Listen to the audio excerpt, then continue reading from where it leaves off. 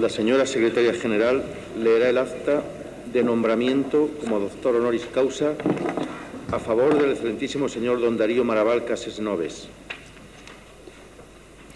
La Junta de Gobierno de la Universidad Politécnica de Valencia, en sesión celebrada el día 21 de noviembre de 1996, presidida por el excelentísimo y magnífico señor rector don Justo Nieto Nieto, a instancia de los departamentos de Ingeniería Rural y Agroalimentaria y Expresión Gráfica en la Ingeniería, y en reconocimiento de los méritos que obran en el expediente presentado, adoptó por unanimidad el acuerdo de nombrar doctor honoris causa por la Universidad Politécnica de Valencia al excelentísimo señor don Darío Maraval Casesnoves, de lo que yo, Concepción Maroto Álvarez, como secretaria general de la Universidad Politécnica de Valencia, con el visto bueno del excelentísimo y magnífico señor rector, doy fe en Valencia a 3 de junio de 1997.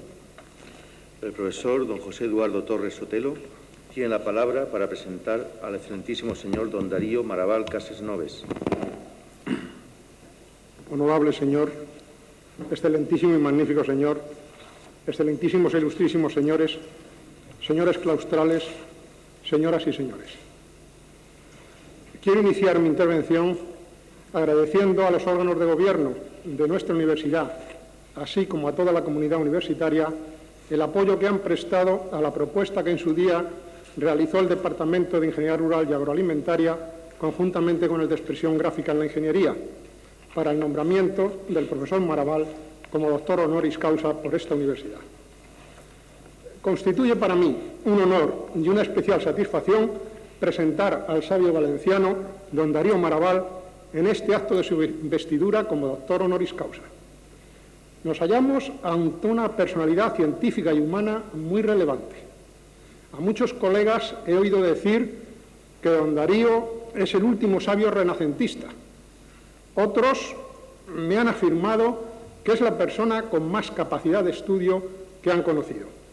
Precisamente, esta cualidad poco común, unida a su inquietud científica, son las causantes del problema que se me ha planteado al tener que resumir y exponer en un tiempo prudencial toda su extraordinaria y fecunda actividad docente e investigadora. Darío Maraval Casesnoves, hijo adoptivo de la ciudad de Valencia, nace en Xàtiva el 23 de marzo de 1923. En el año 1940 termina el bachillerato en Madrid con premio extraordinario y al año siguiente ingresa en la Escuela Especial de Ingenieros Agrónomos de Madrid. Circunstancia como esta no se conoce un caso de ingreso más rápido antes de la reforma de las enseñanzas técnicas. Impelido por su vocación matemática, estudia simultáneamente la carrera de Ciencias Exactas y al terminarla fue becario durante 2 años del Instituto Jorge Juan de Matemáticas del Consejo Superior de Investigaciones Científicas. Continúa su actividad investigadora ya en el Instituto de Investigaciones Agronómicas, dedicándose fundamentalmente a investigaciones matemáticas y estadísticas aplicadas a la agricultura y a la economía. En el año 1956 recibe el doctorado en Ciencias Exactas por la Universidad Complutense, con la calificación de sobresaliente por unanimidad.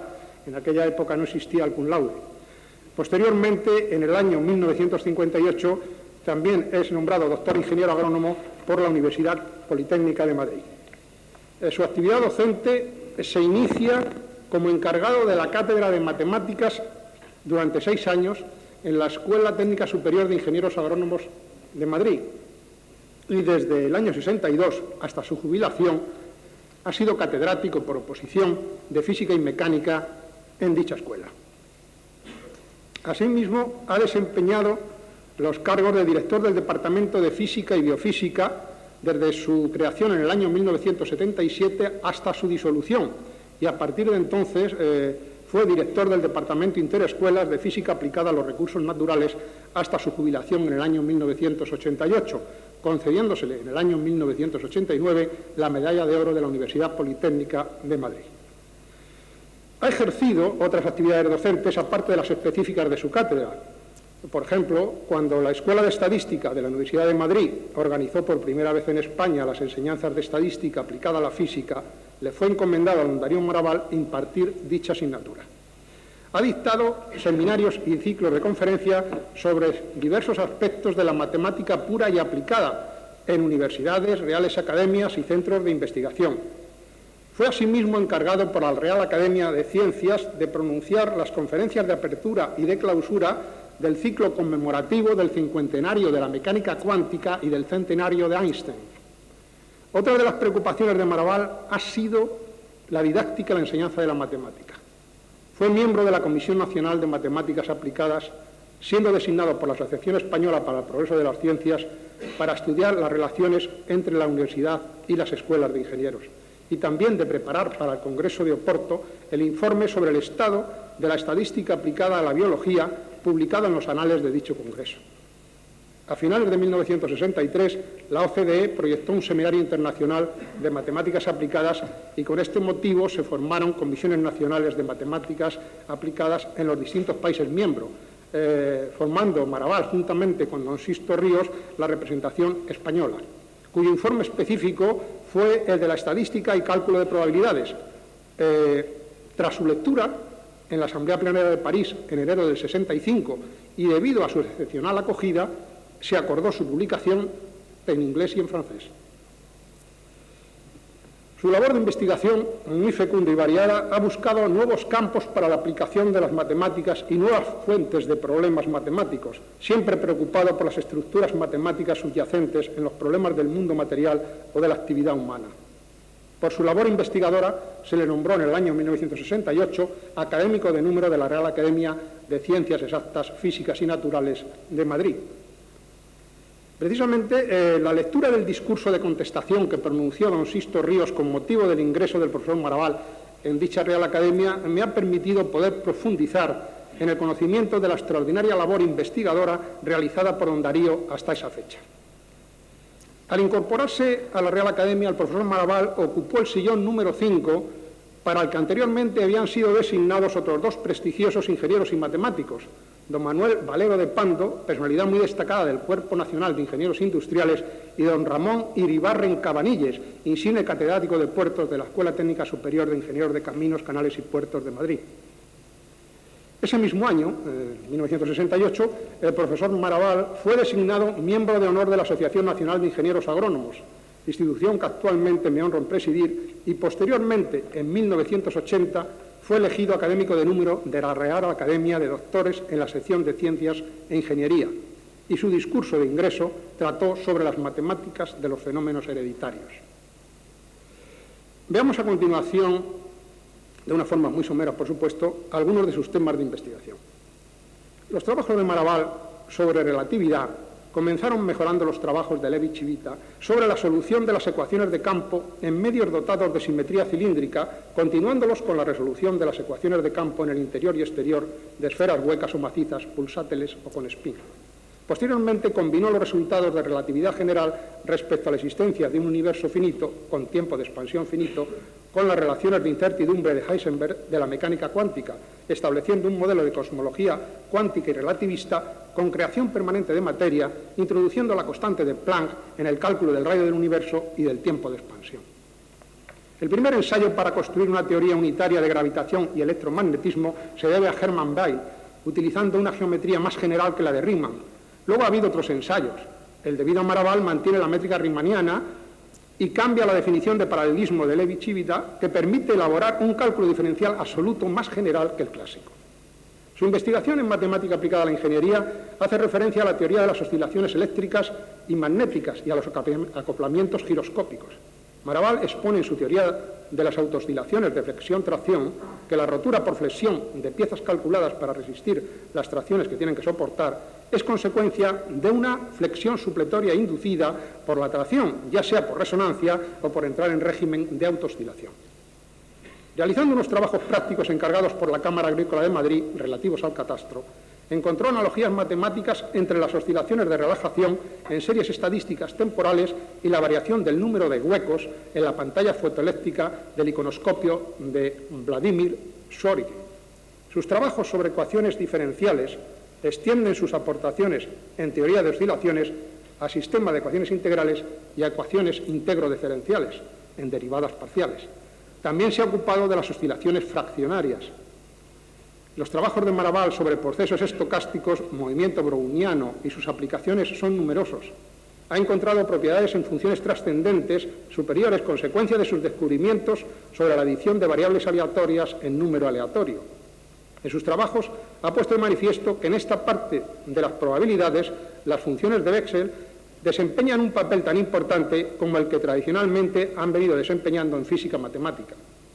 Maravall ha aplicado los procesos estocásticos en problemas biológicos, tales como la propagación de epidemias, la genética de poblaciones y el crecimiento demográfico. También en problemas físicos y económicos, desarrollando el estudio simultáneo de varios procesos estocásticos con condiciones iniciales aleatorias. Estas investigaciones le han obligado a resolver ciertos problemas matemáticos como la integración de ecuaciones integrales singulares, de cadenas doblemente recurrentes de ecuaciones diferenciales y el cálculo de integrales múltiples recurrentes. Las investigaciones de Maravall sobre el movimiento browniano y sobre los movimientos aleatorios impulsivos, en los que ha encontrado la correlación entre posición y velocidad, están íntimamente relacionados con sus investigaciones sobre procesos estocásticos y las ha aplicado al estudio de la sedimentación y la polución. Tampoco ha sido ajeno a Maravall el campo de la matemática pura. Se le debe la introducción de las aplicaciones U-contractivas, que generalizan a los espacios uniformes de Weyl las aplicaciones contractivas de los espacios métricos, dando para las mismas un teorema del punto fijo análogo al de los espacios métricos, que tan útil ha sido en la demostración de los teoremas de existencia y unicidad en teoría de funciones, ecuaciones diferenciales, etcétera, etcétera. A partir del espacio de Hilbert, formando cierto cociente e introduciendo una topología diferente a la de la norma, obtiene Maravall un espacio de distribuciones de cuadrado sumable, que es el de las funciones de onda de la mecánica cuántica. También en la lógica, base de las matemáticas y la parte más pura de nuestro pensamiento, se han adentrado las investigaciones de Maravall, que es el padre de una lógica en cierto aspecto dual de la intuicionista de Brouwer-Heiting. Tal vez su incursión en la lógica sea consecuencia natural de su interés por la filosofía e historia de las ciencias, que ocupan parte de su quehacer científico, así como de sus preocupaciones por la inteligencia artificial, que se inician hace años, concretamente en el año 1943, cuando McCulloch y Pease propusieron la neurona formal, a partir de la cual se establecieron las primeras redes neuronales, que si bien no son el fiel reflejo de la realidad fisiológica, admiten la posibilidad de edificar un sistema lógico con el que almacenar información y realizar cálculos. Desde entonces, temas de interés del profesor Maravall son la seguridad del funcionamiento de sistemas automáticos fiables a partir de sistemas no fiables, el problema del carácter rígido o aleatorio de la organización cerebral en relación con la función de aprendizaje, la función de decisión y nuestra organización cerebral comparada con un sistema de computación basado en probabilidades condicionales. Maravall nunca ha eludido cualquier tarea científica, por ardua que fuese, y tiene contribuciones importantes a la terminología científica, habiendo publicado un diccionario de matemática moderna. Como vemos, su actividad investigadora ha sido variada y en apariencia resultan distanciadas las esferas de la misma, si bien existe un denominador común, la estructura matemática que le da coherencia y unidad. Desde hace tiempo, algunos libros extranjeros citan y recogen investigaciones del profesor Maravall. Por no hacer esto exhaustivo, pues únicamente comentar algunos casos notables, como son en el segundo tomo del libro Relatividad de Singer, figuran dos de sus trabajos sobre relatividad general. En el libro de Tonnelat, Las comprobaciones experimentales de la relatividad, figuran citados dos de sus trabajos. En el libro Funciones de Bessel, de Rey Pastor y Castro Brzezinski, hay 8 páginas destinadas a resultados de Maravall, citado además en el texto 15 veces. Algo parecido ocurre en el libro de Liuk, Integrales de funciones de Bessel. En el libro Mecánica no lineal de Castro Brzezinski se reproducen en 6 páginas investigaciones de Maravall relativas a oscilaciones de relajación en econometría. En el libro de Hermann Wald, Tiempos, series y procesos estocásticos, editado por el Instituto Tecnológico de Massachusetts, se citan 5 de sus trabajos. Algo parecido ocurre en el libro de Harris, La teoría de los procesos ramificados, y el profesor Green de Jena, en una de sus publicaciones, califica de importantes contribuciones a los procesos estocásticos las investigaciones de Maravall entre 1958 y 1959, y el profesor Richter, refiriéndose a la adición de variables aleatorias en número aleatorio, escribe en Mathematische Nachrichten de la Academia de Berlín, tomo 29, en el año 65, entre las nuevas investigaciones, ante todo, son dignos de destacarse los trabajos de Darío Maraval. En una publicación bilingüe en inglés y francés de la OCDE, que se titula Formación Matemática de los Ingenieros, se reproduce el apéndice de su libro Teoría de la Investigación Matemática, que lleva por título Matemáticas e Investigación Agronómica. La obra de Maraval está recogida desde hace tiempo en textos de enseñanza universitaria.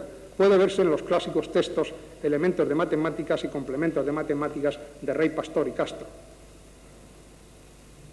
En cuanto se conocen los méritos de Maraval, no puede extrañar que sea una de las 23 personalidades que figuran en el libro de homenaje a varios escritores españoles titulado Hombres, Palabras, Imágenes y publicado por la Fundación Universidad Empresa. Otros de estos escritores homenajeados son Severo Ochoa, Pedro Laín, Julián Marías, Hernández Gil, García Pelayo, etc. Y tal vez, además de exponer sucintamente la obra de Maraval, deberíamos adentrarnos en su pensamiento, en la fuerza profunda que le ha llevado a dedicar su vida a la ciencia. Esa labor sería difícilmente realizable, pero afortunadamente nos la resumió en las primeras páginas de su memorable discurso de ingreso en la Real Academia de Ciencias, titulado La economía y la sociología como motores de la investigación matemática, y que con su permiso, querido profesor Maraval, voy a tomar alguno de sus párrafos y a exponer alguna de sus ideas. Nos dice don Darío que la investigación matemática se mueve animada por dos grandes fuentes de energía, una interna, que procede de las propias matemáticas, y otra externa, procedente de otras ciencias. Entre estas ha sido la física la más importante, con diferencia aplastante respecto a las demás. Pero el transcurso del tiempo ha traído consigo que cada vez sea mayor el número de ciencias que actúan como motores de la investigación matemáticas, como puede ser la economía, la sociología, etc. Decía Volterra, en su discurso de elogio con motivo de la muerte de Poincaré, que las relaciones de la física con las matemáticas son tan antiguas como ellas mismas. Desde entonces hasta nuestros días, esta idea del enlace entre física y matemáticas, que llega en ocasiones hasta la casi fusión de ambas ciencias, ha trascendido del mundo de los científicos al hombre de la calle. La idea de que no es posible la física sin las matemáticas ha llegado a dejar de ser una idea para convertirse en una creencia en el sentido de Ortega. No ha sido igual el estado de las relaciones de la matemática con otras ciencias, pues en el pasado sus contactos con otras ciencias han sido mucho menores en intensidad y en extensión. No obstante, una de las características fundamentales de nuestra época ha sido la matematización de las ciencias. Hoy no solo la física, sino también la química, la geología, la biología, la economía, la sociología y hasta la gramática usan cada vez con mayor intensidad los métodos matemáticos. Las matemáticas, opina don Darío, se han vuelto con respecto a las demás ciencias más agresivas que cualquiera de los grandes imperios de la historia. El tabú de la incomprensión de las matemáticas se ha roto en 1000 pedazos. Y en la formación de los futuros científicos, la enseñanza de la matemática juega un papel cada vez más importante en todos los países civilizados. En este sentido, somos muchos los que opinamos que ha sido un error la importante disminución experimentada por la matemática en las enseñanzas de la ingeniería en España y confiamos que en breve plazo la matemática, base de toda la ciencia e ingeniería, vuelva a ocupar el preeminente puesto que siempre ha tenido en las escuelas técnicas superiores. No tratan los matemáticos, según Maraval, con verdades absolutas, sino con verdades relativas, con verdades condicionales. Otra tarea, y en extremo difícil, es hallar los isomorfismos entre el universo puro de los matemáticos y los múltiples universos de sus aplicaciones, porque esa tarea llega a confundirse con la pregunta por el ser, la pregunta por la cosa, lo cual ya es hacer metafísica. Maraval, siguiendo una posición ecléctica, nos dice en contra del positivismo lógico que por mucho que los científicos y filósofos de esta corriente filosófica hayan pretendido y sigan pretendiendo despojar de metafísica a la ciencia, la filosofía y a la lógica, el llegar a dejarla totalmente desnuda de metafísica es tarea prácticamente imposible, ya que se trata de una posición asintótica a la que tiende el positivismo, pero no se alcanza nunca, pues por muy sutiles que sean las redes del positivismo, siempre dejan algún resquicio para que se filtre algo de metafísica. Opina asimismo Maraval que las fronteras entre las diversas ciencias no están trazadas de manera clara y distinta al estilo cartesiano, sino que se solapan entre sí ofreciendo un aspecto de continuidad, de modo que, si bien es cierto que cada ciencia tiene un núcleo claramente diferenciado, tiene también una corteza, siendo difícil precisar si ésta pertenece a aquella o pertenece ya a otra. Muchas veces es difícil reconocer si un fenómeno es económico o social, físico o químico. Toda ciencia tiene sus ciencias auxiliares y es a su vez auxiliar de otras ciencias. Y esta relación de ayudantía es tan fuerte que con relativa frecuencia un progreso en la ciencia auxiliar perfecciona la ciencia fundamental. Infinitamente más que un progreso en ella misma. Tomando sus ejemplos, nos dice don Darío que un progreso de la química o de la genética puede arrastrar consigo un progreso de la fitotecnia mucho más grande que un progreso de la propia fitotecnia. Asimismo, un avance en las técnicas estadísticas puede arrastrar consigo un avance en la sociología mucho mayor que un avance de la propia sociología. En opinión del profesor Maravall, el hacer progresar una ciencia desde fuera de ella, a veces con más fuerzas que desde dentro de la misma, es un factor cultural que no debe ser olvidado por los rectores de la política científica y de la organización de la enseñanza y de la investigación. El profesor Maravall tiene numerosos escritos sobre historia y filosofía de las ciencias, estadísticas cuánticas relativistas, probabilidades en espacios de Hilbert, procesos estocásticos sobre dinámica de poblaciones, relaciones de incertidumbre fuertes y débiles, objetos y funciones fractales, etcétera, etcétera. Ha sido director del Seminario de Terminología Científica de la Real Academia de Ciencias y miembro desde su fundación de la Comisión de Inventiva, Creatividad y Prospectiva del Instituto de la Ingeniería de España, habiendo sido invitado a colaborar por el Instituto de Estudios Nucleares de Moscú. Ha publicado trabajos en el Boletín del Instituto Politécnico de Hasi en Rumanía y de la Academia Toscana de Ciencias y Letras.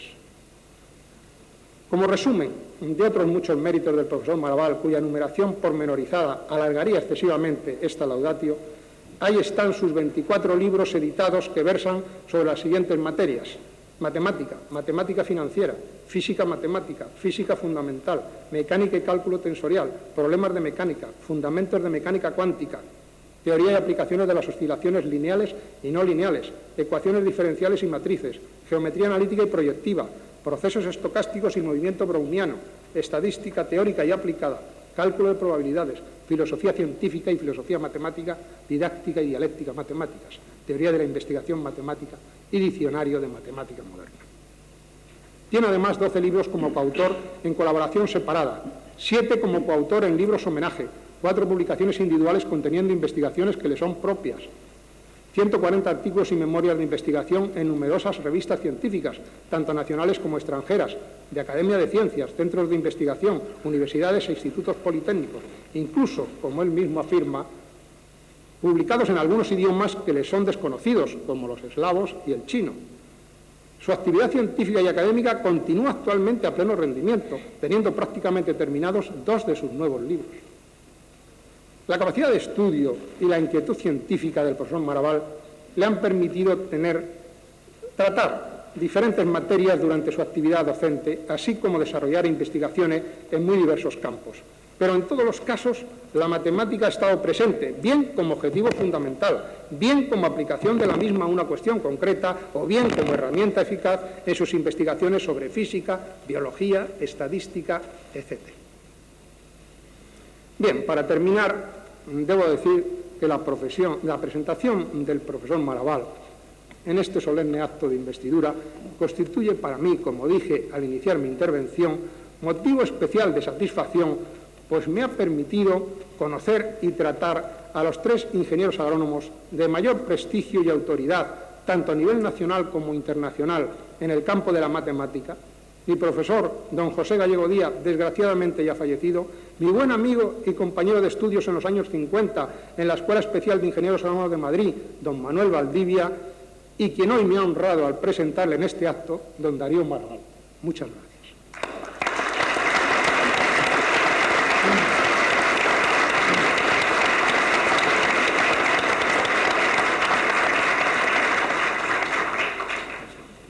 Se va a proceder a la solemne investidura como doctor del excelentísimo señor don Darío Maravall Casesnoves.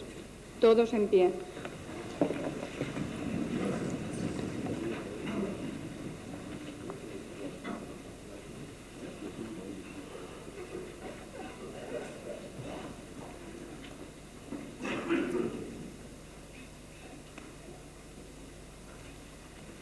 Por la Junta de Gobierno de la Universidad Politécnica de Valencia, a propuesta del Departamento de Ingeniería Rural Agroalimentaria y en testimonio de reconocimiento de vuestros relevantes méritos, habéis sido nombrado doctor honoris causa. En virtud de la autoridad que me está conferida, os entrego dicho título y os impongo como símbolo el birrete laureado, venerado, distintivo del Alto Magisterio Español.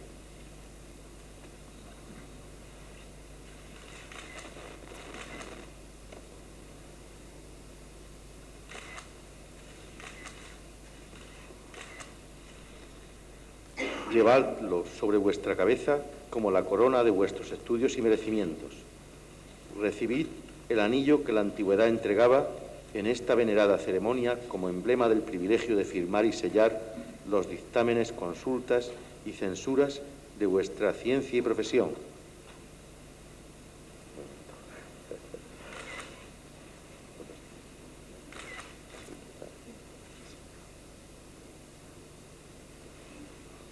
Así como los guantes blancos, símbolo de la pureza, que deben conservar vuestras manos, unos y otros, signos también de la distinción de vuestra categoría.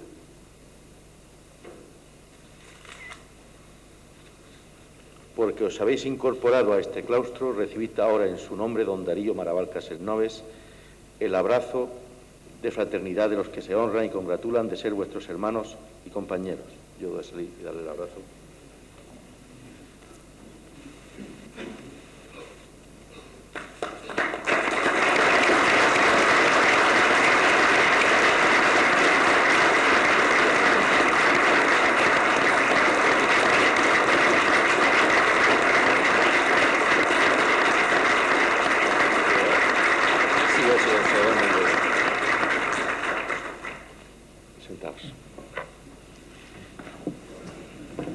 Tiene la palabra el excelentísimo señor don Darío Maraval Castelnoves. Honorable señor, excelentísimo y magnífico señor, excelentísimos e ilustrísimos señores, señores claustrales, señoras y señores. Es para mí un gran honor el que me ha concedido la Universidad Politécnica de Valencia al nombrarme doctor honoris causa, tanto por el gran prestigio de esta universidad como por lo preciado del título. Además, en mi caso, es también una gran satisfacción por lo muy unido que estoy a esta tierra valenciana. Soy de Játiva, lo fueron mis padres, mis abuelos y todos mis antepasados que yo recuerdo. Muchas gracias al profesor y doctor don José Torres por la laudatio, en fin, tan exagerada debido a su gran afecto que me ha dedicado. El tema de la conferencia es verdad y realidad de las geometrías euclídeas y no euclídeas. He empleado en plural la palabra geometrías euclídeas porque, aparte del espacio habitual, la geometría euclídea puede adecuarse a espacios que no son simplemente conexos, que aunque tienen la misma métrica, tienen propiedades topológicas distintas, de modo que existen figuras geométricas de apariencia surrealista, con extrañas propiedades. Por ejemplo, circunferencias que tienen el centro fuera de la circunferencia, segmentos que tienen el punto medio fuera del segmento, triángulos en forma de cuadriláteros abiertos, triángulos que no cumplen el axioma de Paz al que brevemente nos referiremos. Todo esto tiene además aplicaciones físicas. Voy a explicar y analizar algunos aspectos de la matemática y de la física, así como de sus filosofías, que me parecen unos relevantes y otros curiosos. Voy a señalar su impacto en nuestras formas de pensamiento y en nuestra concepción ideológica del mundo. Una característica a señalar es cómo han ido cambiando en el tiempo nuestra idea de la verdad, de la realidad de las cosas, de qué es una demostración, etc. La verdad ha perdido en el campo científico una parte de su valor absoluto. Se ha relativizado algo, en el sentido en que lo entendió el gran literato italiano Pirandello, y que ha constituido el núcleo de algunas de sus más célebres obras de teatro. Por ejemplo, 6 personajes en busca de autor, Enrique IV y, sobre todo, Así es, si así os parece. Esta última obra ha sido traducida al español por Ildefonso Grande, que fue catedrático de francés en el Instituto de Játiva, con el título La verdad de cada cual. Título que es muy apropiado y que, trasladado al campo de la ciencia, nos haría decir que cada época tiene su verdad científica, sus propios métodos para alcanzarla y sus criterios para medir la exactitud y el rigor de las demostraciones. Nosotros los occidentales somos herederos directos de la cultura griega y romana, herencia que ha sido modificada y muy mejorada por la que hemos recibido del cristianismo. Los griegos nos han dejado 3 grandes legados científicos que han durado siglos, que son la física y la lógica de Aristóteles y la geometría de Euclides. La primera es falsa y las otras 2 verdaderas. La física de Aristóteles va asociada, aunque no por necesidad lógica, a la teoría geocéntrica de Ptolomeo. Ambas son falsas, pero a pesar de ello, la segunda produjo un gran progreso en la astronomía mientras se creyó en ella. Es sorprendente cómo el gran talento y el ingenio de los antiguos hizo posible que, a pesar de apoyarse en una base falsa, lograran un conocimiento tan grande de los hechos reales. El fin de la física aristotélica y del sistema de Ptolomeo tiene lugar con Galileo. El proceso histórico que condujo a este final es apasionante. Lo describí y analicé en una conferencia publicada en 1993 por los Amigos de la Cultura Científica y que lleva por título El legado de Galileo en la evolución de la física hasta hoy, por lo que no voy a insistir sobre este tema. La lógica aristotélica sigue siendo válida. Ha reinado prácticamente sin rival hasta fines del siglo XIX, en que nace la lógica matemática, y a partir de ahí ha tenido lugar el florecimiento de las lógicas no aristotélicas. En la lógica de Aristóteles son válidos 2 grandes principios, que tienen un uso frecuente y muy importante en la matemática. Son el principio de contradicción, según el cual una proposición no puede ser verdadera y falsa a la vez, y el principio del tercero excluido, según el cual una proposición es o verdadera o falsa. Este principio se llama también del tertium non datur. Modernamente, Brouwer desarrolló la llamada lógica intuicionista, que niega el principio del tercero excluido, y yo me he ocupado de la lógica que niega el principio de contradicción. Cuando publiqué aquellos escritos no conocía una cita que voy a hacer ahora, debida a Coleridge, en sus charlas de sobremesa. Este autor inglés dice: Platón nos hace ver que proposiciones relativas a concepciones contradictorias son sin embargo verdaderas y por lo tanto deben pertenecer a una lógica superior, la de las ideas. Son contradictorias solo en la lógica aristotélica, que es el instinto de la comprensión.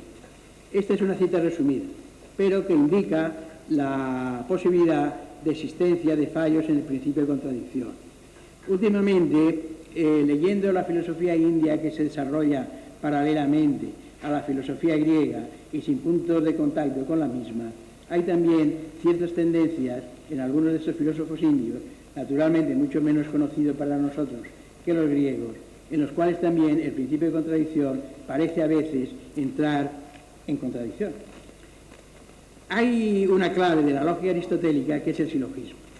Cuando escribí sobre la paradoja de Zenón de Elea, de Aquiles y la tortuga, en lo que he llamado, siguiendo a nuestros clásicos, los engaños de la razón, he señalado que en lógica como matemáticas existe un peligro en el empleo del infinito, y he establecido que un silogismo repetido infinitas veces puede dejar de ser un silogismo, o lo que es lo mismo, que una demostración repetida infinitas veces puede dejar de ser una demostración. Platón y Aristóteles, aunque ninguno fue matemático, contribuyeron mucho al desarrollo de la matemática griega, tanto como animadores que como orientadores. Platón fundó en Atenas, hacia el 387 antes de Jesucristo, la Academia, que fue una especie de universidad. Es muy conocida la inscripción en la Academia de la célebre frase: no entre quien no sepa geometría. Era un entusiasta de la matemática y creía que era muy importante su estudio para el aprendizaje de la filosofía y para el conocimiento del mundo que nos rodea. Para él, los objetos geométricos son independientes de la experiencia y distintos de los objetos físicos. Su realidad es intrínseca a ellos. Contribuyó mucho Platón a la preferencia de los griegos por lo abstracto y por la verdad absoluta, encarnada para ellos en los teoremas matemáticos, lo que les hizo muy exigentes para el rigor y la exactitud matemática. La Academia de Platón duró mucho tiempo. En los siglos III y IV, ya después de Jesucristo, hay un renacimiento del neoplatonismo que se convierte en parte en una reacción tardía del mundo romano pagano contra el cristianismo. Esta reacción se hace muy fuerte bajo el emperador Juliano el Apóstata, pero fue muy corta. En el año 529, el emperador bizantino Justiniano cierra la Academia de Atenas, cuando ya prácticamente el neopaganismo está muerto y no constituye ningún peligro. Es un acto simbólico. Actos simbólicos de este tipo se han repetido a lo largo de la historia. Cuando Fouché era ministro del Directorio, el Tres Thermidor cerró el Club de los Jacobinos en París. Esto era en 1799. Esto se consideró por la opinión pública en aquel entonces como una verdadera temeridad y como un acto de un gran atrevimiento. Sin embargo, no fue así. La consolidación de la reacción termidoriana y el fin del terror en París realmente se consigue el 9 de Thermidor de 1794, con la muerte y la caída de la facción de Robespierre. Aristóteles, al crear la lógica como ciencia deductiva, contribuyó enormemente al plan de los elementos de Euclides. Discrepaba de Platón sobre la naturaleza de los objetos matemáticos. Atribuía la realidad del universo a la materia, a las sustancias concretas, pero entre las propiedades de los objetos materiales estaban los números y las figuras geométricas, de modo que estos son conceptos abstractos que se derivan de las propiedades físicas de cuerpos concretos. Aristóteles dio un concepto de definición que es prácticamente el moderno. Debe de expresarse en términos de algo previo a lo definido. Reconoce la necesidad de que existan algunos pocos términos indefinidos como puntos de partida para el conjunto de definiciones. Aristóteles se dio cuenta de que una definición dice lo que es una cosa, pero no prueba la existencia de la cosa. La existencia tiene que demostrarse, salvo para algunas pocas cosas que sirven de punto de partida. En el siglo ya XVIII, Leibniz da un ejemplo de algo que se puede definir, pero que no existe, que es el poliedro regular de 10 caras. Se pueden citar otros ejemplos con posterioridad a este de Leibniz. Aristóteles destaca la diferencia entre los axiomas, que son verdades comunes a todas las ciencias, y los postulados, que son verdades específicos de cada ciencia particular. Este plan lo sigue Euclides en sus elementos. Euclides vivió a fines del siglo IV y a principios del siglo III. Está a caballo entre los dos siglos. Enseñó en Alejandría, que era entonces un centro intelectual de primera categoría. Fue discípulo de Platón, pero estuvo muy influido también por Aristóteles. Escribió hacia el 300 a.C. sus elementos, los Stoicheia, donde recopila casi todo el saber geométrico de su tiempo con grandes aportaciones suyas. Es una obra supermaestra. El texto griego nos ha llegado por un gran número de manuscritos. La mayor parte copia de una versión hecha por Teón de Alejandría en el siglo IV. Pero en 1808, Peyrat encontró en el Vaticano un manuscrito del siglo X que contenía una copia anterior a la versión de Teón. También se descubrieron en otras bibliotecas otros manuscritos con copias de fragmentos de otras versiones, lo que junto a las traducciones árabes y latinas ha permitido reconstruir casi íntegramente el texto original de Euclides. Una de las versiones más dignas de crédito es, en 8 volúmenes, es la de Heiber y Menge, cuya publicación se extiende de 1883 a 1916, la aparición de los 8 volúmenes. Y otra, esta contiene todas las obras conocidas de Euclides. Otra muy digna de crédito es la de Heath, que se publicó en Cambridge en 1925 en 3 volúmenes y luego se volvió a publicar, se reeditó, se reimprimió, mejor dicho, en 1956 en Nueva York. Euclides, los árabes tuvieron conocimiento muy pronto de los elementos de Euclides e hicieron traducciones de los mismos, sobre todo a partir del siglo VIII, bajo el califato abasida de Harún al-Rashid. Estos son los tiempos de esplendor de la civilización árabe propiamente dicha, porque después viene civilización árabe mezclada con elementos de civilización persa y con la invasión de los turcos, que ya eran otra raza, eran de raza mogólica. En este caso particular desempeña un papel muy importante dos ciudades, una es Toledo y la otra es Palermo. Estas son reconquistadas a los árabes en 1085 y en 1091, porque allí se traduce a Euclides, se traduce a Aristóteles y a Ptolomeo, y se traduce algo de Arquímedes. De esta manera, la Escuela de Traductores de Toledo desempeña un papel importantísimo en la historia del pensamiento. El despertar intelectual del siglo XII en la Europa occidental es a través de las traducciones que se hacen en Toledo. También en Palermo, donde reinaba el emperador Federico II Hohenstaufen, uno de los personajes más eminentes y más curiosos y sorprendentes de toda la época medieval. La geometría, el estudio de geometría, apasionó a muchos estudiantes, incluso niños o adolescentes, y despertaron en ellos una gran vocación. Voy a citar 3 ejemplos de ello. Uno de ellos es el de Pascal. En Pascal se mezcla hasta tal punto la historia y la leyenda que es difícil muchas veces precisar qué es lo que es verdad y qué es lo que es una exageración. Pero hay otros casos más claros, aunque Pascal es uno de los más importantes. Einstein escribe él mismo y relata que a los 12 años cayó en sus manos lo que él califica del Santo Libro de Geometría. No nos dice qué texto era, pero este texto le causó una impresión extraordinaria por su claridad y por su precisión. Esto influyó mucho en la posterior vocación de Einstein. Pero un caso muy notable es el de Galois. Galois es uno de los matemáticos más célebres que han existido y de vida extraordinariamente curiosa. En otras ocasiones me he ocupado mucho de la figura de Galois. Hoy voy a hacer solamente una pequeña alusión a él. Él nació en 1811. 1811 es el año en que nace el hijo de Napoleón, el rey de Roma, y ingresa ya en plena restauración en el Colegio Real Luis el Grande. Esto lo hace en el año 1823, que era como lo que hoy llamaríamos un instituto, era un centro de enseñanza secundaria. En él habían estudiado literatos tan eminentes como Víctor Hugo y políticos tan importantes para Francia como Robespierre. Él, al año de ingresar en este colegio, muere Luis XVIII y con él muere la esperanza de la moderación en Francia. Viene al trono su hermano Carlos X, el último Borbón, que se entrega en brazos de la ultrarreacción. Luis XVIII, aunque estos se habían educado en el absolutismo, en lo que se llamaba el antiguo régimen, eran hermanos de Luis XVI. Luis XVIII era el mayor, era lo que en Francia se le daba el título de Messier al hermano mayor del rey, era el conde de Provenza, y el Carlos X era entonces el conde de Artois.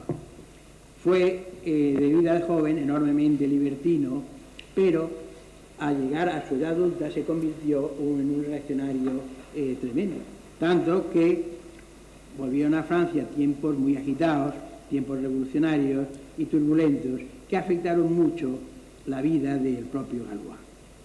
Pues bien, Galois era un niño, porque era un niño, tendría 11 o 12 años, que era muy difícil, de un carácter muy difícil, muy conflictivo, chocaba con los profesores, creían que era indolente, que no tenía interés por el estudio, que estaba sonoliento en clase, hasta que cayó en sus manos los elementos de geometría de Legendre.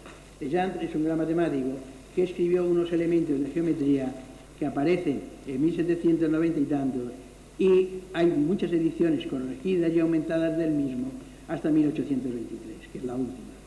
Entonces, al caer en manos de este niño, que era Galois, empezó a estudiar y a leer la geometría con un entusiasmo tan grande que cambió completamente de signo, y fue la forja del gran matemático, es decir, que fue después. Es curioso que también había caído en manos de Galois la resolución numérica de las ecuaciones de Lagrange, y no le gustó el libro, y sin embargo, en lo que realmente Galois fue célebre no fue en geometría, sino fue en álgebra. El sistema axiomático de Euclides y su método son insuficientes para una construcción de la geometría que sea independiente de la experiencia y de la percepción visual. Es necesario muchas veces fijarse en cómo están dibujadas las figuras para poder completar las demostraciones y teoremas, pero la demostración no es totalmente correcta. Sin embargo, a él se le considera el padre de las matemáticas modernas, el fundador del método axiomático. Pero en 1959 hubo un congreso de matemáticos en Royaumont, donde el gran matemático francés Dieudonné, coautor de Bourbaki y uno de los matemáticos más famosos, pues lanzó un grito que después se hizo célebre: de abajo Euclides. Esto no era una crítica al genio de Euclides, eso hubiese sido impensable en un matemático de la categoría de Dieudonné. Lo que se trataba era de pedir y reclamar una reforma en una enseñanza matemática que era ya casi milenaria, porque hasta el siglo XVII no empiezan a escribirse manuales de geometría que se utilicen como texto en sustitución de los elementos de Euclides. ¿Por qué sucede esto? Pues en el siglo XVII y en el siglo XVIII hay distintas versiones de lo mismo. Hay dos grandes versiones de la historia, bueno, hay muchas, pero hay dos que son muy parecidas y sin embargo son distintas. Una de ellas es lo que se llama la versión Big de la historia, que eran los liberales ingleses del siglo XVIII. Luego este partido perdió mucha importancia y quedaron solamente los conservadores y los laboristas como grandes partidos. Pero en el siglo XVIII el Partido Liberal fue muy importante. Esta visión progresista de la historia tiene muchos puntos de contacto, aunque también opuestos, a la interpretación de la historia basada en el materialismo dialéctico, el materialismo histórico. Claro, esta filosofía ha empezado a decaer desde el momento en que Rusia ha dejado de ser un gran imperio y una gran potencia. No quiere decir que toda la ciencia y la matemática que se haya hecho allí se haya venido abajo, pero efectivamente la influencia del pensamiento filosófico de esta doctrina, pues al perder este apoyo, ha perdido realmente mucho. Euclides es platónico y es discípulo de Platón, pero en sus elementos sigue la línea marcada por Aristóteles. Él lo que trata es de reducir al mínimo las verdades que no necesitan demostración y a partir de ellas, por un procedimiento completamente deductivo, completamente de razonamiento, ir obteniendo nuevas verdades.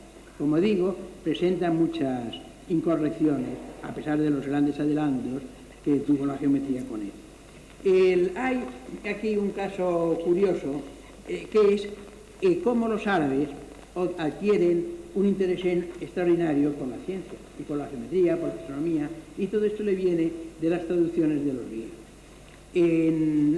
Nosotros hablamos de la civilización árabe. La civilización árabe no es exactamente civilización árabe, porque coinciden con ellos, los árabes son de raza semítica, pero coinciden con ellos los persas, que son de raza aria, y los turco-mogoles, estos realmente sí tienen mucha importancia en el desarrollo de la civilización árabe, pero más bien como guerreros que como científicos o como filósofos. Hay un científico árabe persa, que es Omar Khayyam, el cual es un sabio y un poeta. Y el literato moderno árabe, Amin Maalouf, que aparte de ser un gran literato, traducido a casi todos los idiomas, es un hombre de una gran cultura histórica y de una gran cultura general, en su novela Samarcanda, al hablar de Omar Khayyam, dice que, y esto es otra cosa en la que resultan al final ser importantes los árabes españoles, que lo son en muchas cosas, en su tratado de álgebra, para designar la incógnita, decía la cosa. Y la cosa lo decía naturalmente en árabe. En árabe es Shai, S-H-A-Y.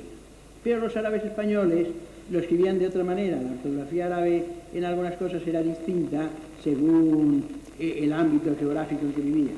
Los árabes españoles decían Shai, X-A-Y. Y esta X primera de la palabra árabe española, que no de la árabe asiática, según Amin Maalouf, se fue abreviando y quedó la X como la letra para designar la incógnita. No sabemos si realmente es cierto del todo la afirmación del literato árabe. Es muy posible que sí lo sea, porque como digo, es un hombre aparte de un gran literato, que tenía una cultura extraordinaria. Euclides, voy a saltar, porque esto sería una cosa ya excesivamente técnica, una lista de definiciones, axiomas y postulados de Euclides. Esta lista la he incluido con objeto de someterla a un análisis, de exponer las críticas que se han hecho de las mismas y ver en qué puntos yo creo que realmente no son tan criticables, algunas de ellas, no todas, de lo que se ha dicho después. Es cierto que la axiomática de Euclides fue perfeccionada solamente, a mi modo de ver, en un punto esencial, por Arquímedes. Eudosio de Nido, que es anterior a Euclides, dicen que utilizó como un lema lo que hoy llamamos axioma de Arquímedes.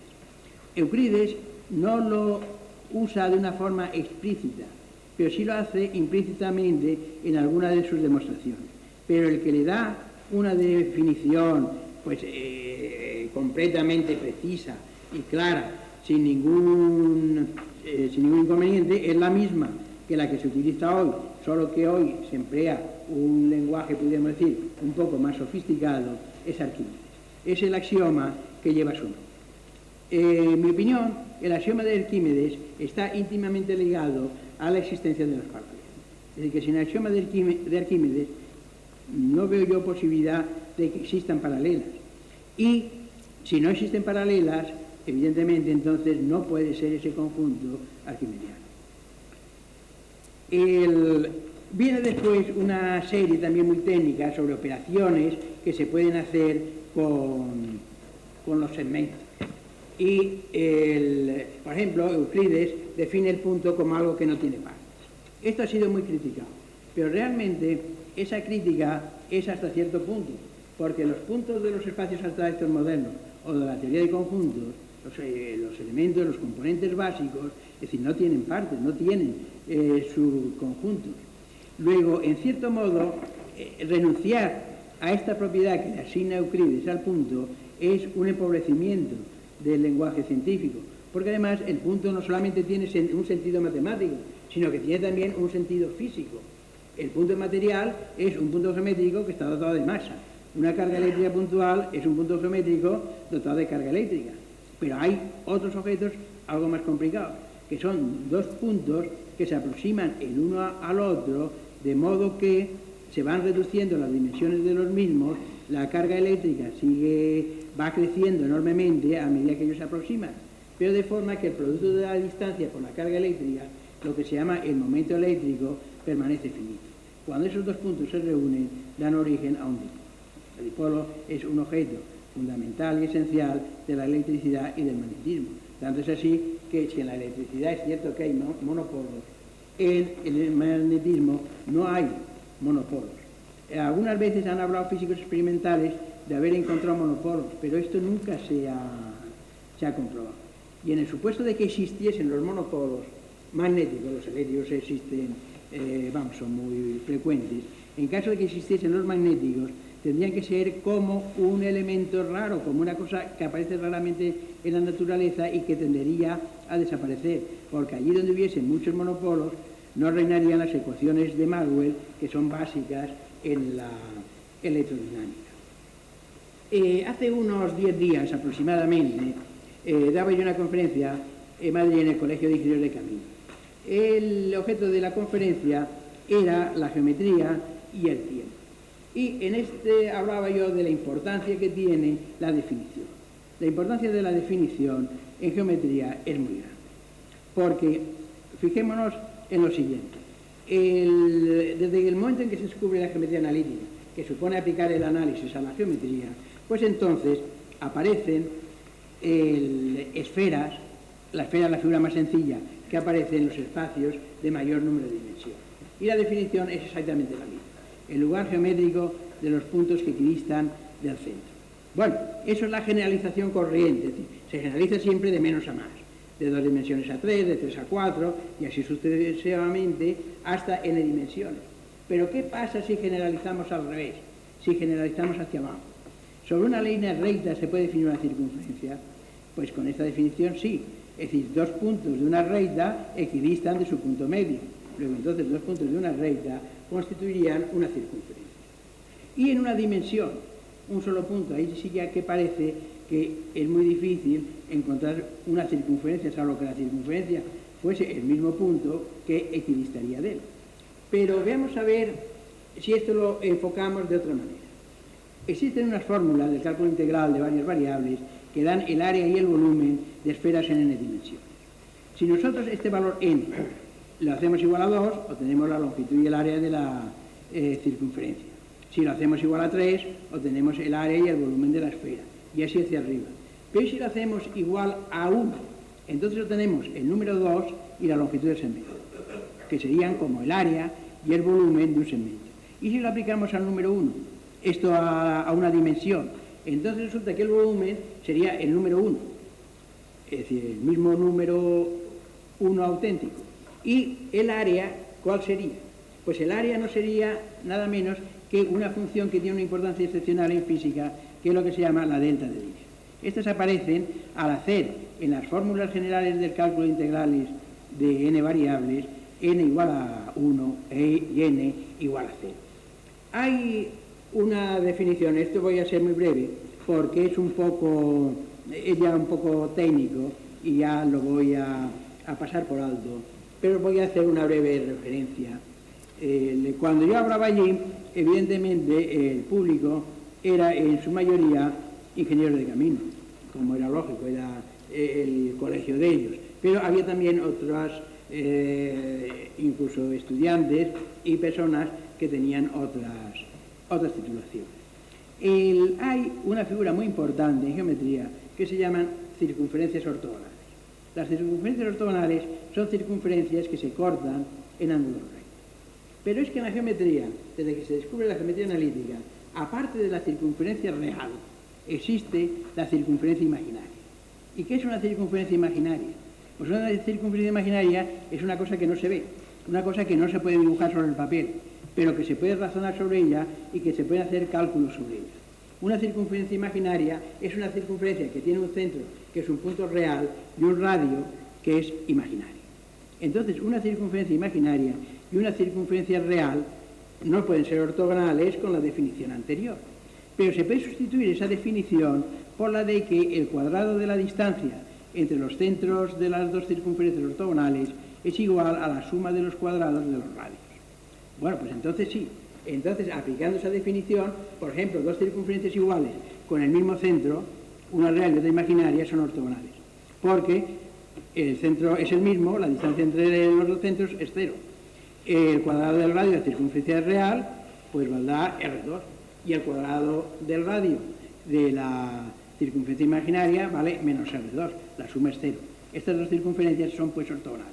Decimos, hombre, esto es un entretenimiento, parece que un matemático que está aburrido, dice, pues voy a pensar sobre estas figuras, pero no, tiene aplicaciones muy grandes cuando, por ejemplo, se trata de construir un espacio de n dimensiones. Y ustedes todos ustedes saben que los estudiantes también lo saben, aunque los estudiantes de esta época estudian menos geometría que en mi época, estudian y saben más de otras cosas. Todos los triángulos, sus alturas se cortan en un punto, pero los tetraedros ya no. Los tetraedros, las alturas no se cortan en un punto, salvo un caso muy particular de tetraedros, que son los que se llaman ortocéntricos.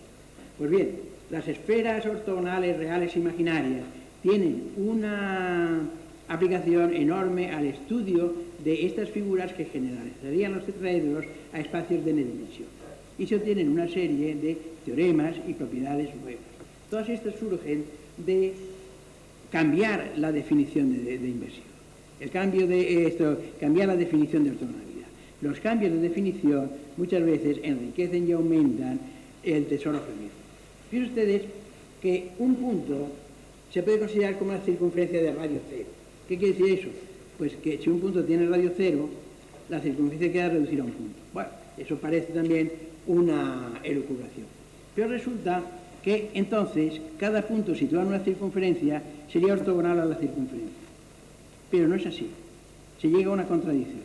Entonces el punto, la circunferencia de radio cero, para considerarla no contradictoria en la teoría de las circunferencias ortogonales, hace falta que ese punto, que esa circunferencia de radio nulo, no se considere como un concepto estático, sino como un concepto dinámico, como un concepto que resulta del límite de un proceso en que esta circunferencia va teniendo cada vez el radio más pequeño y tiene siempre la misma tangente, hasta llegar a tener el radio cero. Entonces se evitan las contradicciones.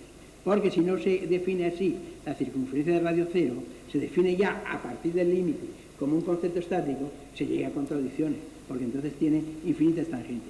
Cualquier recta que pase por el punto sería tangente a la circunferencia. Hubo un gran interés. Euclides y los griegos eran hombres indudablemente de una inteligencia extraordinaria y usaban un postulado, que es el quinto postulado de Euclides, aunque en algunas versiones de los textos de Euclides este postulado se traslada a los axiomas y lleva el número 11, el axioma número 11. Es el de las paralelas, que por un punto solamente puede trazarse una paralela a una recta. Pues bien, ellos dudaban de que esto fuese verdad, no fuese verdad, y de si era verdad, si se podía demostrar, porque si era verdad y no era un axioma, era algo que se podía demostrar. Tanto es así que evitaban el uso del mismo, y entonces se acostumbró a dividir la geometría en dos partes. Una en que no se usan las paralelas, que es la geometría absoluta, y otra en que se usan las paralelas, es la geometría euclídea propiamente dicha. Griegos, árabes, el talento de los griegos es tal que Proclo, un geómetra griego muy importante, posterior a Euclides, del siglo III después de Cristo, me parece, da una idea de la geometría, que era entonces la matemática más importante de aquella época, que recuerda mucho a la definición que da un premio Nobel de nuestro siglo, un gran matemático, gran filósofo, que es Bertrand Russell. Si se analiza lo que dice Proclo y lo que dice Bertrand Russell, claro, Bertrand Russell lo dice de una forma mucho más elegante, mucho más precisa, no en vano han transcurrido muchos siglos, pero hay un gran parecido con ello. No es que Bertrand Russell fuese a plagiar a Proclo, ni muchísimo menos. Es muy posible que ni siquiera lo conociese, porque Proclo no ha sido de los geómetras más importantes, pero que hay muchas cosas que se repiten a lo largo de la historia y uno, al leerlas, me dice, caramba, una cosa muy parecida a esto se dijo hace mucho tiempo. Y eso pasa con bastante frecuencia. Pues bien, en el siglo XVIII hay intentos de demostrar el postulado de Euclides nuevos. Y uno de ellos es un jesuita italiano, Saccheri, que vive a caballo entre el siglo XVII y el siglo XVIII. Este hombre, pues no voy a entrar en detalles, pero no llegó, constituyen, toda teoría científica tiene su historia y su prehistoria. La prehistoria de la geometría no euclídea es en el siglo XVIII, fundamentalmente con Saccheri y con Lambert. Él llega casi a descubrir la geometría no euclídea, pero le falta ese casi. En el siglo XVIII, este matemático italiano está muy difundido, y en el siglo XIX prácticamente se borra su recuerdo. Hasta finales del siglo XIX, en el año 1889, en que un gran matemático italiano, Beltrami, publica en la Academia del Licei una nota que dice un precursor italiano de Lobachevsky y de Legendre. Entonces, como consecuencia de esta nota aparecida en italiano, es traducido, Saccheri, que no se acordaban de él, se traduce en el 94 del siglo pasado al inglés, al año siguiente al alemán y a los 8 o 9 años siguientes al italiano. Digo al italiano, bueno, que él era italiano, había escrito en latín, no existía versión italiana hasta 1904. El otro, pudiéramos decir, hombre prehistórico, en los que se refiere a la geometría euclídea, es un suizo de lengua alemana que se llama Lambert. Y, curiosamente, Legendre, este gran matemático que tanto influyó en Galois, redescubre dos teoremas de Saccheri. Y aunque hoy todo el mundo sabe que estos dos teoremas fueron descubiertos por Saccheri, sin embargo, en los textos se conocen con el nombre de primero y segundo teorema de Legendre. Pero la geometría no euclídea, realmente cuando nace es en el siglo XIX con un matemático ruso. Entonces Rusia es un país enormemente atrasado. Tiene focos intelectuales de mucha categoría en Moscú y en San Petersburgo, pero el país es inmenso. Y en San Petersburgo lo había tenido porque en la época de las Stalinas ilustradas, Euler y otros científicos europeos, occidentales, fueron llamados a San Petersburgo. Pero este gran geómetra ruso vivía y enseñaba en una universidad en Kazán, que era, podríamos decir, una universidad provinciana de un país inmenso, que su nivel cultural era muy bajo si lo comparábamos con el del Imperio Austrohúngaro. Bueno, entonces aún no era austrohúngaro, era solamente austriaco, ya no era alemán, era austriaco, con Prusia, con Francia, con Inglaterra, etc.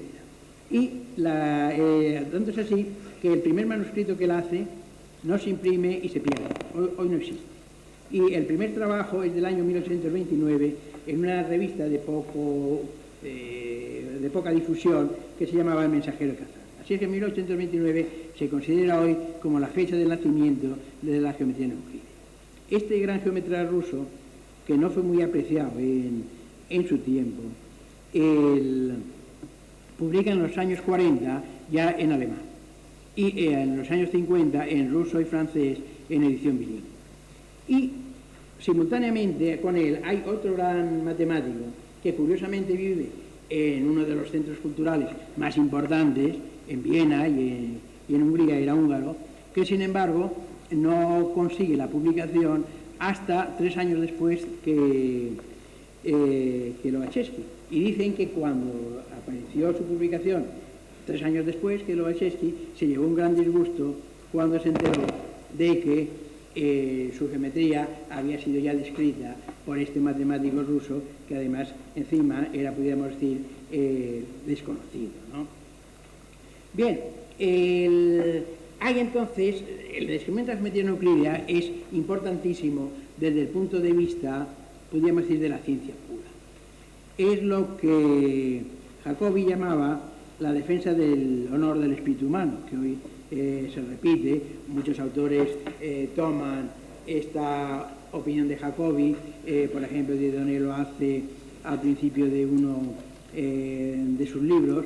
Es una carta. Jacobi era un gran matemático alemán que hacia el 35 del siglo pasado, no recuerdo bien el año, pero sí la fecha se me quedó, era el 2 de julio, escribió una carta en francés a Legendre. Y en esta carta él hablaba de que era tan importante para la mente humana un descubrimiento en teoría de números, y citaba la teoría de números como una cosa muy abstracta, de poca aplicación, que en cosas de grandísima aplicación, como podía ser, pues que diría yo, la física matemática, el electromagnetismo o cualquier otra rama de la matemática pura o aplicada.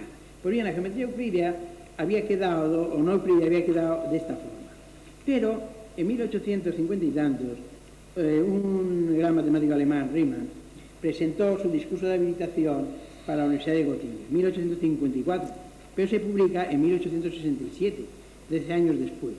Y además envía en el 61 un trabajo sobre la condición del calor a la Academia de Ciencias de París, que no lo premia. Si es que la Academia de Ciencias de París, que ha sido uno de los baluartes del progreso de la ciencia, pues también cometió alguna que otra equivocación. Esta es una de ellas.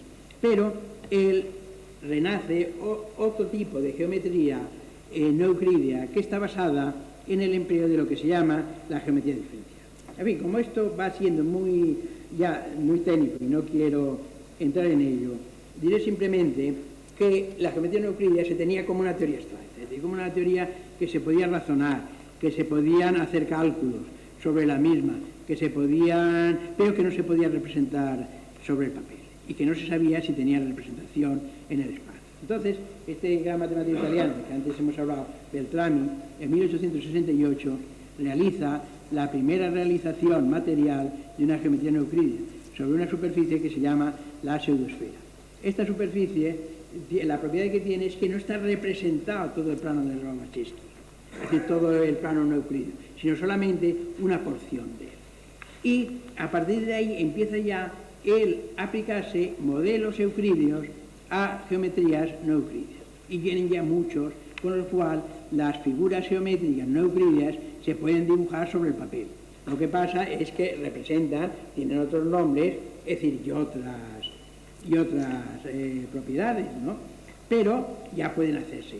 En esto es muy importante la labor de matemáticos de fines del siglo pasado, como por ejemplo Klein. Klein en alemán era pequeño y era un matemático extraordinario.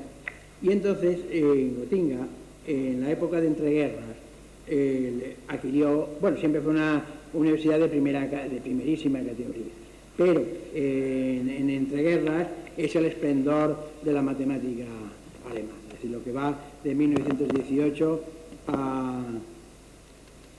el 30 de enero de 1933, con el acceso del nazismo a Alemania, son los años de máximo esplendor de Berlín y de toda la matemática alemana.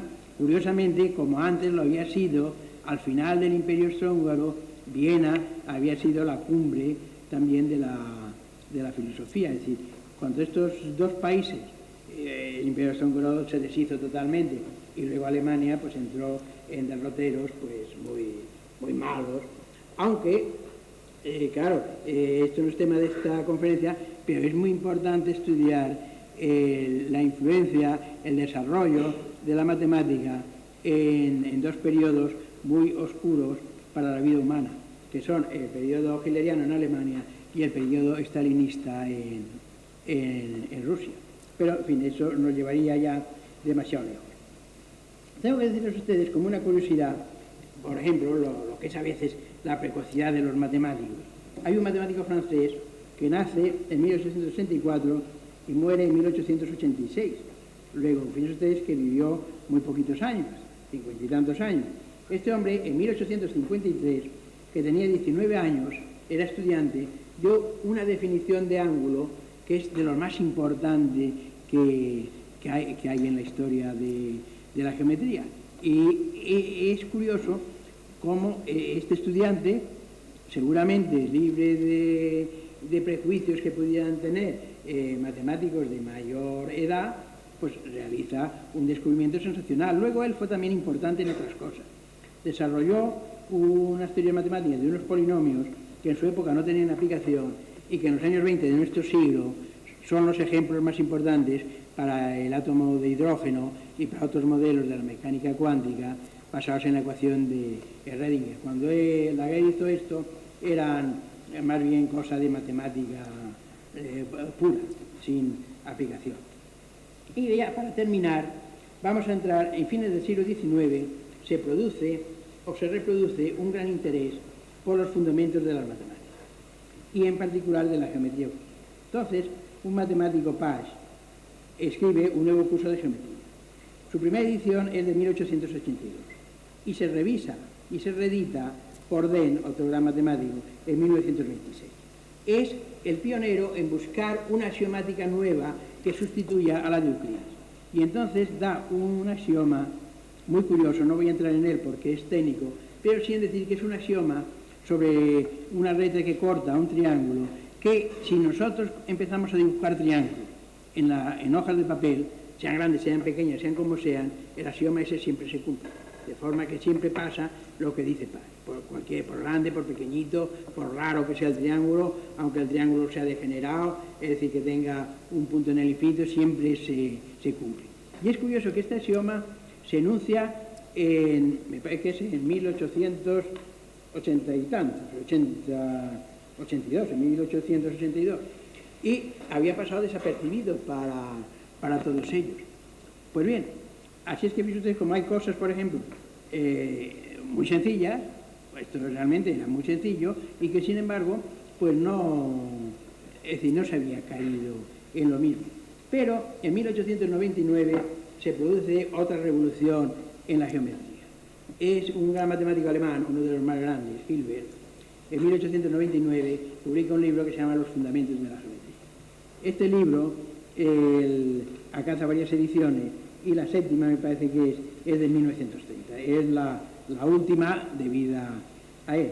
Es curioso que este libro lo editó el Consejo Superior de Investigaciones Científicas español, publicó este libro a finales de los 40 y los 50, publicó dos grandes libros, este y los fundamentos de la mecánica cuántica de Von Neumann. Y el primero, el de Hilbert, en aquel momento estaban agotadas las ediciones francesas, de forma que no se podía estudiar ese libro, por ejemplo, en francés, y sí existía la versión española. Sin embargo, la mala distribución de estas entidades científicas hace que estos dos grandes libros resulten que tardaron mucho en agotarse, no tuvieron apenas repercusión, a pesar del momento tan favorable que era para ello. Hay otro caso muy curioso, que me llamó siempre mucho la atención. Un gran matemático italiano vino a España y pronunció unas conferencias por los años 20, todavía pocas universidades en España, en la Universidad de Madrid, que entonces se llamaba Central. Este matemático era Volterra, sus conferencias fueron recogidas, fueron publicadas por la Universidad Española en español, y no las he visto citadas en ningún sitio aparece una referencia a este libro. Pero sin embargo este libro luego fue editado, traducido al inglés por una editorial comercial, por la editorial Blackie. Bueno, se viene citado en todas partes, se agotaron, se hicieron ediciones, reediciones, y la primera versión del libro era la española, antes de eso no había habido ninguna. Sí había habido las publicaciones en revistas que él había hecho de sus trabajos, pero recogido como tal, él lo hizo, la primicia la hizo en nuestro país. Después ya, claro, se publicaría en Italia, desde luego se publicó en Inglaterra, y es la edición esa la que realmente viene citada en todas partes. Pues voy a terminar, porque no se puede, este siente largo, pero es interesante. Al final voy a hablar de la crisis del principio de identidad. Esto es ya lo último. El principio de identidad, la formulación más precisa es dada por Leibniz. Leibniz dice que X es idéntico a Y si todo lo que se puede decir de X se puede decir de Y. Pero sin embargo la definición deja mucho que desear, porque todo lo que se puede decir es muy difícil de obtener un método operacional que nos asegure que todo lo que se puede decir se ha dicho. En realidad, el principio de identidad hay que tomarlo parcialmente, con relación a ciertos conjuntos de proposiciones. Y voy a decir un caso, por ejemplo, de fallos del principio de identidad. En el plano hiperbólico, el plano este de Lobachevsky, hay la curva que equidista de una recta en el plano normal, en el plano en que vivimos, es otra recta, la recta paralela. Pero en el plano hiperbólico no es una recta, es otra curva más complicada.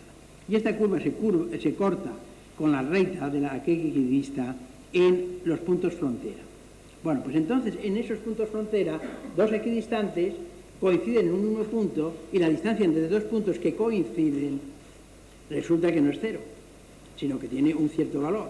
Entonces, para calcular ese valor, había que desarrollar unas reglas parecidas a las reglas del L'Hôpital, que todos los estudiantes de las facultades de ciencias y de las escuelas de ingenieros las conocen, que son las indeterminaciones 0 dividido por 0, infinito dividido por infinito, 0 multiplicado por infinito, infinito menos infinito. Pues aquí hay una indeterminación del tipo infinito menos infinito, que hay que saberla levantar y saberla calcular, y se puede hacer por procedimiento, claro, muy distinto al analítico. Pero nos encontramos con que uno de los principios, que es el de identidad, y otro principio que se llama de superposición, que admiten prácticamente todos los geómetras, que es cuando dos figuras geométricas se pueden superponer una sobre otra, ambas son la misma. Pues bien, aquí tenemos casos de dos puntos que coinciden sobre sí mismos, estando en la frontera, y que la distancia no es cero, sino que la distancia depende de cómo se ha obtenido ese límite. Es decir, es una introducción de lo que se llama el concepto de herencia en la física, que existiría entonces en la geometría. Es decir, un proceso hereditario es un proceso en el cual el resultado límite que se obtiene depende de la historia del proceso. No se puede dar el proceso por acabado, sino que hay que conocer la historia del proceso para conocer cuál es el resultado del límite. Esto en física es lo que se llama la histéresis, por ejemplo. La histéresis, todos estos fenómenos que se llaman hoy fenómenos con memoria, fenómenos con retardo, etc. Pues en este caso, este sería esto. En fin, no quiero cansarles más, y lo que sí quiero es darles las gracias una vez más a la Universidad Politécnica de Valencia por el honor que me hace, y a todos ustedes por haberme acompañado en esta.